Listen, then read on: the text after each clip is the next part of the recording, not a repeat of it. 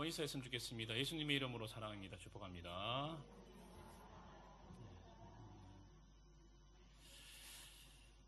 사느냐 죽느냐 그것이 문제로다. 예. 어디서 나온 대사이죠? 그죠? 셰익스피어의 햄릿. 역시 우리 성도님도 교양이 있으시네요. 예, 뭐 다양한 너무 상식적인 걸 물어봐서 죄송합니다. 셰익스피어의 4대 비극 중에 하나는 이제 햄릿. 거기서 이제 나오는 대사인데 햄릿의 이제 독백이죠. 고백인데 영문학을 통틀어서 이제 가장 유명한 대사라고 이야기를 하고 있습니다. 지금도 많은 매체에서 이제 패러디하는 대사이기도 한데요. 이 독백은 덴마크의 왕이었던 아버지가 이제 삼촌에게 독사를 당했음을 알게 된 이 햄릿이 하게 되는 그런 고백이죠. 죽더라도 이 부조리한 현실과 맞서 싸워야 하는가? 그러니까 이제 뭐 복수를 해야 되는 것인가? 아니면은 부조리한 현실에 저항하지 않고 이제 비굴하게 목숨을 부지할 것인가? 뭐 복수하지 않을 것인가? 이 두 가지 이제 질문을 가지고 이 독백을 하고 있는 햄릿의 모습을 우리가 볼 수가 있습니다. 이후에 햄릿은 죽더라도 복수하는 길을 선택을 하게 되고 이 복수글은 결국에 자신도 죽고 또 자신의 어머니도 죽고 또 삼촌도 죽게 되는 그런 비극적인 결말을 초래하게 되었습니다. 이후에 이 대사는 정말로 심각한 문제에 부딪혔을 때 그 문제가 삶과 죽음을 결정할 만큼 중요하다라는 뜻으로 이제 쓰이게 되었습니다. 자, 사느냐 죽느냐 그것이 문제로다라고 했던 이 햄릿과는 다르게 오늘 말씀에서는 사느냐 죽느냐 그것은 별로 중요하지 않다라고 하는 사람이 나오고 있습니다. 살아도 괜찮고 죽어도 괜찮다. 살든지 죽든지 그것은 별로 중요하지 않다. 그렇다면 중요한 것은 무엇인가? 그것은 바로 예수 그리스도께서 존귀하게 되는 것, 높임 받는 것이다 라고 고백을 하고 있습니다. 그것을 위해서라면 나는 살아도 좋고 죽어도 좋다. 이렇게 고백을 하고 있는 것이죠. 여러분, 이것이 누구의 고백입니까?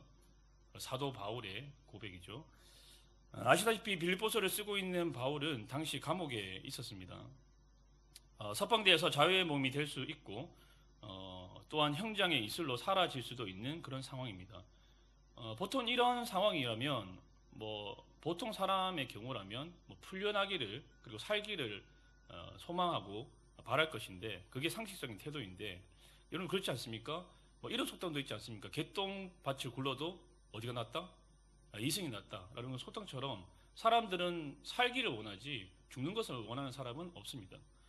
물론 죽음이 너무나 그리울 만큼 삶이 너무 고통스러운 분들도 계시긴 하지만 보통의 경우에는 사람들은 다 살기를 원하지 죽기를 원하지 않습니다.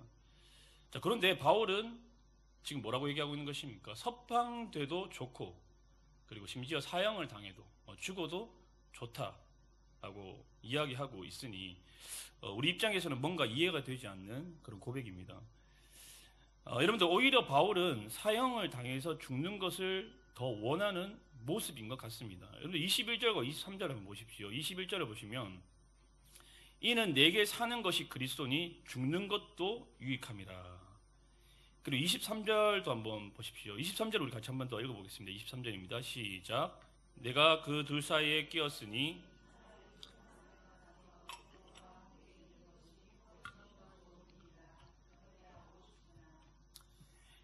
그 둘 사이에 끼었으니 그러니까 삶과 죽음 사이에 내가 끼어 있다. 바울은 지금 죽음으로써 예수님과 함께하기를 강렬하게 원하고 있는 것입니다. 예수님과 온전한 연합을 누리기를 갈망하고 있는 것이죠. 예수님과 영원히 함께 있는 것을 생각하니까 죽음이 달콤하게 느껴진다는 것입니다. 여러분 이처럼 복음은 죽음을 대하는 우리의 태도를 완전히 뒤바꿔 놓습니다. 죽음을 바라보는 우리의 관점을 완전히 뒤엎어 놓습니다. 세상 사람들은 죽음 앞에서 어떻습니까? 두려움과 공포를 느끼죠. 죽음 앞에서 벌벌 뜹니다. 혹은 어떤 사람들은 죽음 앞에서 체념합니다. 죽음 앞에서 자신이 아무것도 할 수 없음을 깨닫고는 그것을 인식하고는 무력함과 허무주의에 빠지는 사람도 있습니다. 그리고 혹자는 죽음 앞에서 그 죽음에 저항합니다. 그렇죠? 용기를 내어서 극복해야 된다라고 이야기하는 사람도 있습니다. 하지만 우리는 죽음을 공포의 대상으로 혹은 체념하거나 혹은 극복해야 할 비극으로 생각하지 않습니다. 물론 죽음이 사랑하는 사람과 잠시 이별하게 만들기 때문에 슬프기는 하지만 죽음 앞에서 절망하지 않는 것이죠. 오히려 죽음을 가장 큰 복으로 여기는 사람들이 바로 우리가 아닐까 하는 생각이 듭니다.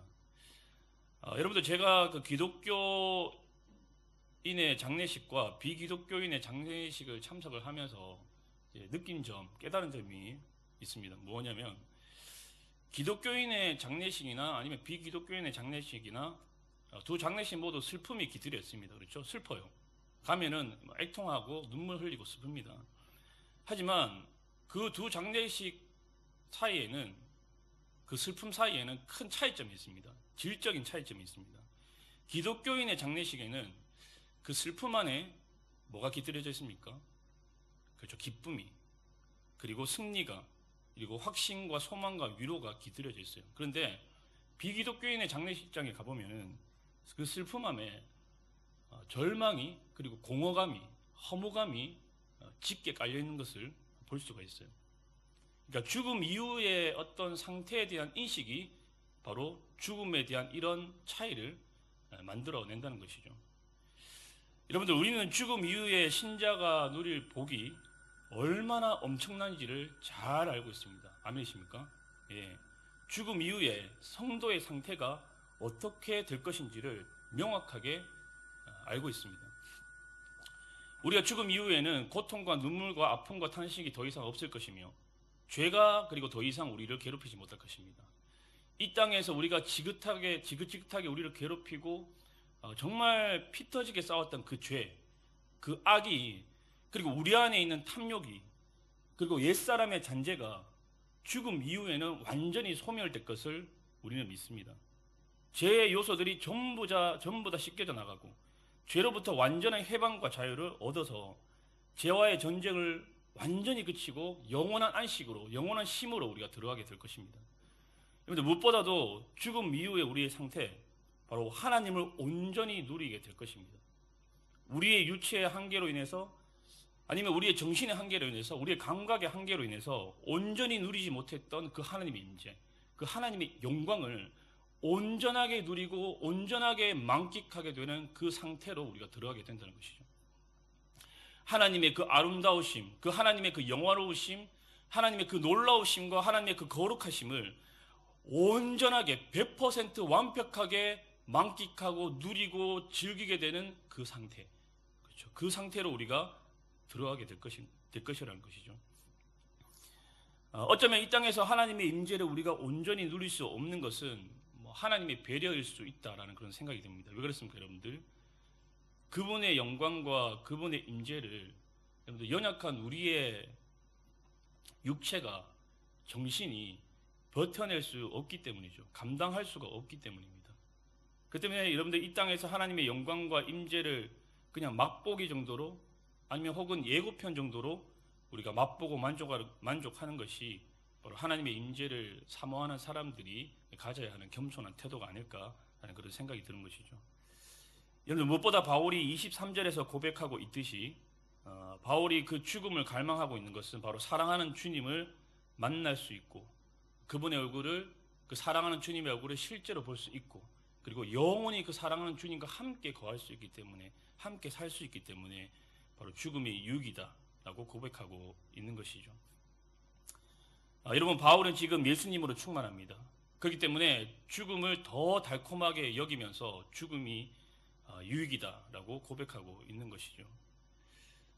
그러나 여러분들, 그리스도 안에서의 죽음은 자신에게만 복이 되는 것이 아니죠.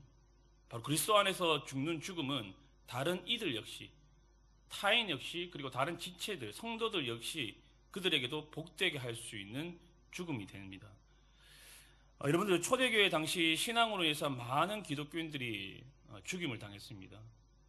당시 로마 정부는 기독교인들을 위협하고 또 그들을 죽이면은 기독교가 완전히 말살될 거라고 생각을 했습니다. 하지만 여러분들 어떻습니까? 그와는 정반대의 결과가 나타났죠. 죽음 앞에서 죽음을 두려워하지 않고 정말로 의연하게, 초연하게, 그리고 심지어는 담대하게 그 콜로세움에서 사형을 당하는 그들의 그 모습을 보면서 그들을 죽이던 군인들이, 그리고 그것들을 보던 관람객들이, 청중들이 정말 마음속에서 깊은 울림이 생겨났고 많은 로마인들이 개종을 하게 되는 결과를 가져다 주었습니다. 여러분, 그리스도인들의 죽음이, 그 순교가 바로 그들이 믿는 그리스도를 드러내고 전파하고 높이게 되는 그 재료로 하나님이 복되게 사용하신 것이죠. 여러분들, 선교사님들의 순교도 마찬가지죠. 선교사님들이 기독교 역사 속에서 참 많은 선교사님들이 순교를 당했습니다. 그렇죠? 근데 그 선교사님들이 죽음을 통해서, 순교를 통해서 정말 그들을 파송한 교회와 성도들에게 귀감이 되고 도전을 주고 또 울림을 주어서 정말 더 많은 사람들이 선교사로 헌신하게 되는 그런 아름다운 결과를 가져다 주었습니다. 여러분, 제가 이전에 있던 교회에서 정말로 기억에 남는 한 성도님의 죽음이 생각이 나는데요. 그분이 이제 암에 걸려서, 이제 말기암이었는데 암에 걸려서 참 고생을 많이 하시다가 이제 결국 소천을 하게 되신 성도님이신데, 살 날이 이제 얼마 남지 않은 상황에서 이제 서울에서 요양을 하시다가 이제 거의 마지막 순간이 되어서 거동도 굉장히 불편하신데 자기 가족들이 이제 있는 거제로 그렇게 내려오셨습니다. 내려와서는 가족들을 만나고, 가족들이 이제 교회를 다니지 않았어요. 예수님을 믿지 않았거든요. 그래서 가족들을 만나서 마지막 유언으로 이제 믿지 않은 가족들에게 예수님을 전하고 또 믿는 가족들에게 왜 하늘 소망을 품어야 되는지에 대해서 이제 설명을 하면서 그렇게 돌아가신 그런 분이십니다. 그래서 나이도 참 젊었어요. 40대 후반이셨고 여자 집사님이셨는데, 남아있는 남편과 자녀들을 생각하면 어떻게 말하면 참 가슴이 아프지만, 그 집사님의 죽음과 이 유언이 가족들이 예수님께로 나오게 하는데 마중물로 작용을 할 것이라고 생각을 하니까 또 감사한 그런 마음이 들었습니다. 근데 그 집사님을 제가 생각을 하면은 오늘 말씀의 이 사도 바울의 고백이 생각이 나요. 살든지 죽든지 내 몸에서 그리스도가 존귀하게 되기를 원한다 라는 이 고백. 아마 이 집사님은 마지막으로 자신의 그 죽음을 맞이하면서 이 고백을 하나님께 드리지 않았을까 하는 그런 생각이 듭니다. 그래서 제가 그 집사님 장례식에 참석을 해서 장례 예배를 드리면서 부족하지만 그런 기도를 좀 드렸던 것 같아요.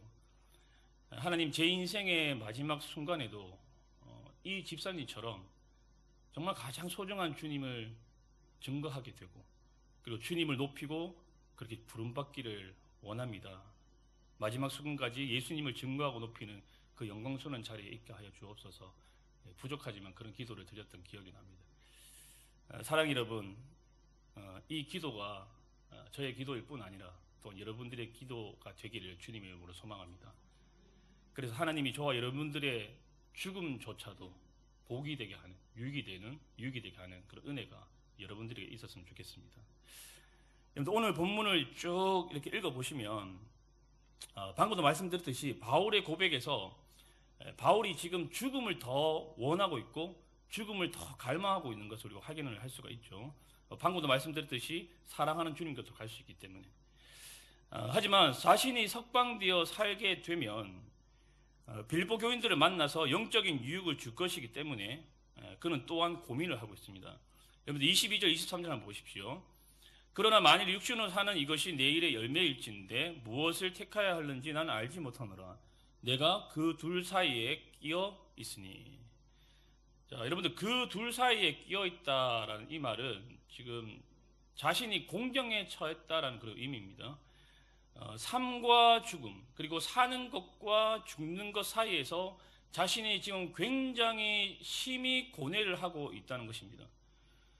죽어서 주님 곁으로 가는 것이 더 좋은데, 그것을 더 갈망하는데, 더 원하는데, 석방되어 성도들에게 영적인 유익을 끼칠 것을 생각을 하니까 살아야 될 것 같고, 그래서 바울이 지금 이 둘 사이에서 죽음과 삶, 사는 것과 죽는 것 사이에서 굉장히 지금 고민하고 고뇌하고 있는 모습을 우리가 볼 수가 있는 거예요.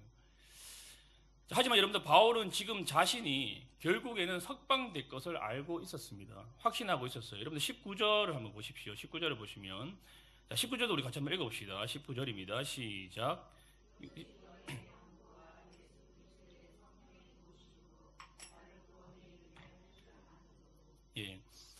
자, 여기서 보시면 이제 구원이라는 단어가 나오는데 이 단어는 이제 헬라어로 소테리아라는 단어입니다. 이 단어는 영혼의 구원을 의미하는 것이 아니라 뭐 일상적인 어려움이나 그런 곤란으로부터의 해방, 뭐 벗어나는 것, 그런 것을 이제 의미합니다. 그러니까 여기서의 구원은 뭐 영혼의 구원이 아니라 감옥에서 뭐 하는 겁니까? 풀려나는 것이에요. 석방되는 것을 이야기하는 것이라고 보시면 됩니다.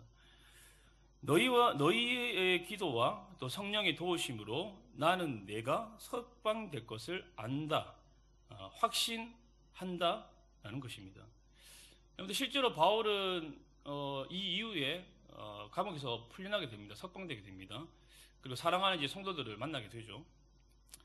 여러분들 사실 바울이 정말로 원한 것은 죽음을 통한 그리스도와의 온전한 연합이었지만 하나님은 지금 그에게 무엇입니까? 더 살 것을 어쩌면 요구하고 요청하고 있는 것이라고 볼 수 있습니다. 빌보교의 성도들의 믿음을 위해서, 그들의 믿음의 진보와 또 그들의 믿음의 성장을 위해서 너는 아직 죽을 때가 아니야. 너는 더 살아야 돼. 너는 석방될 거야 라고 하는 것이죠. 바울은 그 주님의 욕천대로 자신의 원함을 내려놓고 석방되어서 빌보 교인들의 그 영적 성장과 그 믿음의 기쁨을 풍성하도록 하기 위해서 그들과 함께 거할 것이다 라고 이야기를 합니다. 25절과 26절인데요. 자, 25절과 26절도 우리 같이 한번 읽어봅시다. 25절 26절입니다. 시작. 내가 살 것과 너희 믿음의 진보와 기쁨을 위하여 너희 무리와 함께 그것을 확실히 아노니 내가 다시 너희와 같이 있으므로 그리스도 예수 안에서 너희 자랑이 나로 말미암아 풍성하게 하려 함이라. 사랑하는 여러분, 우리는 우리 자신의 원함을 추구하지 않습니다. 그렇죠? 주님이 원하시고 또 주님이 요구하시는 것을 추구하는 사람들입니다. 다른 지체의 필요를 채워주고 다른 지체를 유익하게 하고 복되게 하는 것을 바로 추구하는 사람들입니다. 여러분들, 세상 사람들은 내 삶은 나의 것이다, 내 삶은 내 것이다라고 하면서 내 마음대로 내 편한 대로 살고 내 원함을 추구하면서 살지만 여러분들, 우리는 그렇지 않죠. 나의 원함이 아닌 주님의 원함과 타인의 원함, 타인의 필요를 위해 자신을 내려놓고 포기하는 삶을 추구하고 우리는 지향하는 사람들입니다. 여러분들, 그것이 바로 우리 주님이 사셨던 방식이고 또 주님이 선택하신 삶이었고 우리 주님이 걸으셨던 길이기 때문입니다. 영혼들의 구원과 그들의 풍성한 삶을 위해 자신의 유익과 자신의 기쁨을 구하지 않고 우리 주님께서는 낮아지시고 희생하시고 그리고 헌신하시고 포기하신 길을 선택하셨습니다. 사랑하는 여러분, 우리는 종종 나의 원함과 하나님의 원함이 맞지 않을 때가 있습니다. 그렇죠? 나의 원함과 하나님의 원함이 일치가 되지 않을 때가 있어요. 여러분들, 사실 저는 베트남으로 올 계획이 전혀 없었습니다. 여러분들이 싫어서가 아니고 보고 싶은데 근데 계획은 없었어요, 전혀. 그래서 3년 전에 이제 귀국을 할 때 내 삶에서 이제 이민 생활은 끝났다, 이제 외국 생활은 이제 끝이다 라는 그런 마음으로 이제 이렇게 귀국을 하게 되었는데, 방금 얘기했듯이 여러분들 여기서의 생활이 싫어서가 아니에요. 여기 너무 좋았어요. 여러분들도 제가 너무 좋았고, 근데 제 안에 그 안정감을 추구하게 된 마음이 생겼기 때문에 그랬던 것 같아요. 귀국에서 이제 한국에서 지내면서 제 마음속에 이런 마음이 생겨났던 것 같습니다. 이제 중대형 교회에서 안정적으로 사역을 하다가 영향력 있는 큰 교회와 영향력 있는 큰 교회 담임 목사님의 백으로, 추천으로, 죄송합니다, 이거 너무 사악해. 목사가 이래요. 목사가 이렇습니다. 진짜 죄송합니다. 용서하시고 들으십시오. 여러분들에게 위로가 되지 않습니까? 버프를 받아서, 영향력 있는 담임 목사님의 버프를 받아서, 추천을 받아서 안정적으로 중소교회 담임 목회자로 가는 것, 완벽한 저의 마스터 플랜이었습니다. 그런데 하나님의 계획은 저의 마스터 플랜과 틀렸어요. 달랐어요. 작년 말부터 하나님께서 저의 삶을 막 이렇게 뒤흔들어 놓기 시작을 하시는데, 그 시발점이 이제 우리 남 목사님의 연락. 작년 말 남 목사님부터 연락이 왔어요. 연락이 왔고, 한마음교회로 다시 와줬으면 좋겠다라는 그런 요청을 받았습니다. 일주일 동안 기도해보겠다라고 말씀을 드렸어요. 근데 사실 기도 안 했어요. 이게 나오잖아요. 각이 나오잖아요. 대충. 죄송합니다. 목사가 이렇습니다. 그래서 왜냐면 제 계획과 완전히 어긋나는 일이잖아요. 저는 마스터 플랜이 있어요. 그래서 한국에서 안정적으로 큰 교회에 있다가 안정적으로 중소교회 담임으로 가는 거예요. 얼마나 마스터 플랜입니까? 얼마나 안정적이에요. 주님 이건 아닌 것 같습니다. 생각하고 이제 기도를 안 했죠. 근데 일주일 뒤에 이제 남목사님과 통화를 하면서 남목사님 원래 그런 분이 잘 아니신데 저를 한 번 더 저에게 공고를 하시더라고요. 왔으면 좋겠다. 제가 거절을 하니까 왔으면 좋겠다라고 이렇게 말씀을 하시더라고요. 그래서 제가 한 번 더 생각해 보겠다 이렇게 말씀드리고 뭔가 하나님의 뜻이 있는가 보다 싶어서 이제 그때부터 제대로 집중적으로 이제 기도를 하기 시작했습니다. 그때부터 한마음교회에서 기도를 하는데 이게 하나님의 마음이 부어지는데 눈물이 너무 많이 나서 기도가 안 되는 거예요. 계속해서 하나님 마음을 부어주시고 그리고 하나님의 임재를 막 강력하게 느끼게 하시고 그래서 저는 속으로 이러면 안 되는데 이거 아닌데 이거 아닌데 라는 그런 생각이 들면서 심지어는 그런 고백도 드렸던 것 같습니다. 주님 이 잔을 제게서 옮기시옵소서. 진짜 죄송합니다. 막 저항을 했어요. 저항을 했는데 결국에는 이제 100기를 들었죠. 100기를 들고 하나님의 부르심이라 생각하고 이제 이곳으로 오게 되었습니다. 다시 제가 이곳에 오고 한 3, 4개월 동안은 아침에 눈을 뜨면 여긴 어디? 나는 누구? 이런 생각이 막 들더라고요. 그런데 이제는 그런 생각 전혀 안 들고요. 이제는 정말 잘 왔다. 정말 잘 왔다는 그런 생각이 듭니다. 여러분들 하나님의 부르심을 따라 사는 자에게 하나님이 주시는 은혜가 있습니다. 아멘이십니까? 축복이 있어요. 저는 지금 그것을 어떻게 말하면 경험하고 있는 중인 것 같습니다. 하나님의 부르심을 따라 사는 자, 하나님의 부르심을 따라 가는 자에게 주시는 그 은혜와 복을 저는 누리고 경험하고 있는 중이다라고 생각합니다. 사랑하는 여러분, 우리는 내 원함을 주님께 관철시키는 사람들이 아닙니다. 주님이 원하는 것을 추구하며 주님이 부르시는 곳으로 그리고 나를 필요로 하는 곳으로 나아가야 하는 사람들입니다. 여러분들 그곳이 비록 내가 원하지 않는 곳이라 할지라도 그것이 내 눈에 좀 좋아 보이지 않아도 어쩌면 더 나아져야 하는 곳이고 희생과 내려놓음과 자기 포기가 있어야 하는 곳일지라도 여러분 그것을 선택하는 것 그것이 우리 주님이 사셨던 방식이고 우리가 이 땅에서 살아내야 할 또한 방식이라고 생각합니다. 내 원함이 아닌 주님의 원함을 추구하며 타인의 필요를 추구할 때 그로 인해 저와 여러분들의 삶을 통해 다른 이들이 복되게 되는 역사가 일어나게 될 줄 믿습니다. 아멘이십니까? 사랑하는 여러분, 저와 여러분이 존재하는 것이 생존하는 것이 살아있는 것이 정말 교회의 공동체 그리고 여러분들 주변 사람들에게 복이 되는 사람이기를 축복합니다. 존재 자체가 비친 사람들이 되기를 축복합니다. 여러분 우리의 삶을 통해 남들을 살리고 다른 이들을 유익하게 하고 다른 성도들의 신앙의 도전과 기감과 울림을 주는 기쁨이 되는 그런 은혜가 있기를 소망합니다.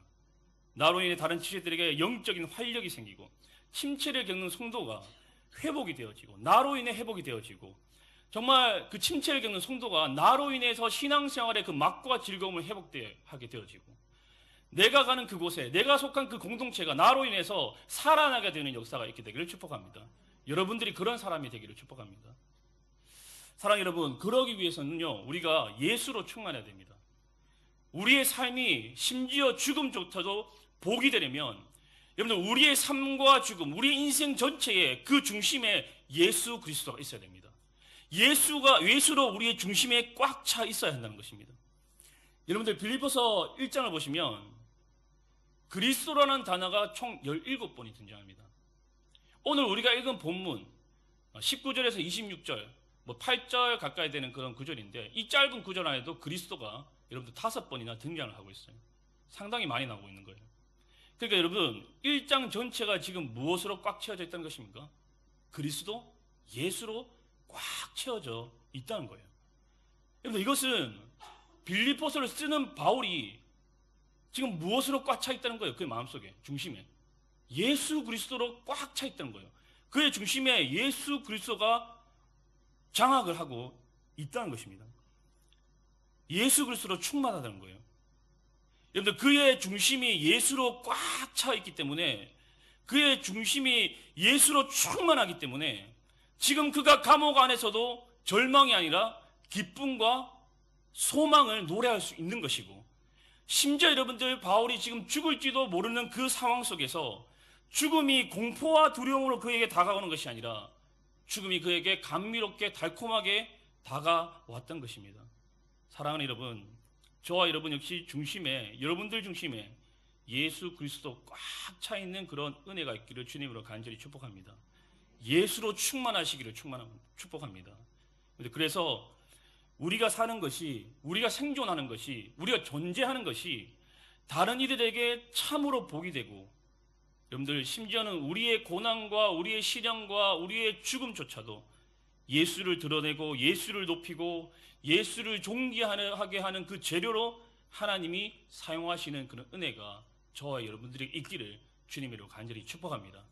여러분들, 예수로 충만하면 지금 우리가 겪는 시련, 지금 우리가 겪는 고난, 오늘 사도 바울의 고백처럼 아무것도 아닌 게 되는 것이죠. 사랑하는 여러분들께서 여러분들 중심에 예수로 충만하여서 정말로 여러분들의 신령과 고난과 심지어 여러분들의 죽음까지도 여러분들이 기꺼이 기쁨으로 받아들일 수 있는 그런 은혜가 여러분들에게 있었으면 좋겠습니다. 우리 같이 한번 찬양하고 기도하는 시간 가졌으면 좋겠습니다.